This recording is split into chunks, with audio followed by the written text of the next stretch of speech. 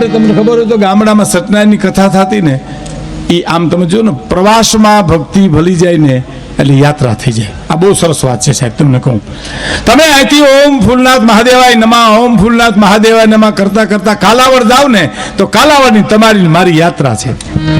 હરે રામ રામ રામ હરે હરે કરતા કરતા તમે લાલપુર જાઓ તો તમારી મારી યાત્રા છે.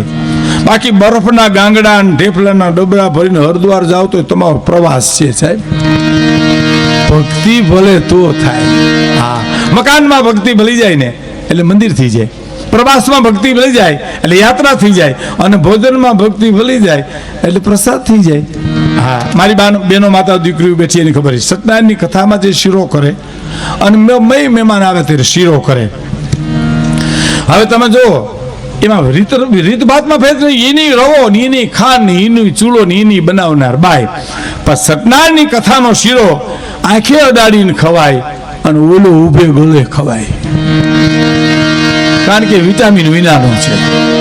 અને તમને ખબર છે બધાયને એક વાત કરું સાહેબ, આપણે ગામડામાં સત્યનારાયણની કથા થતી ને ત્યારે લાઇટો ક્યાં હતી? અમે માણેકવાડા રહેતા, અમારા ગામમાં લાઇટ નહોતી. સત્યનારાયણની કથામાં જે લાઇટો નહોતી, અને સત્યનારાયણની કથામાં જે આવે ને એ પ્રસાદ હારુથી ને જ આવે.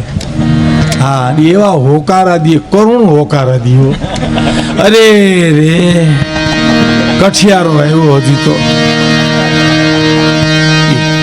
ભીતને છે આમ આમ આમ ત્રાહોથી બેઠો હોય. અરે રે આ તો કલાવતી આવી. હવે વરસાદ કઈ આવે? હવે લાઇટ તો નહોતી, ફાનસના નંજવાળા ને એવું બધું હતું. હવે તમને ખબર હોય તો એ અંધારું, એમાં પડિયામાં આપણી સત્યનારાયણનો પ્રસાદ આપે, એમાં શેરડીની ગંડેરી અને શીરો બે મોઢામાં હોયું જાય. હું બારું કાઢું, હું અંદર જવા દેવું, એવી દિશા થતી આપણી સત્યનારાયણની કથામાં.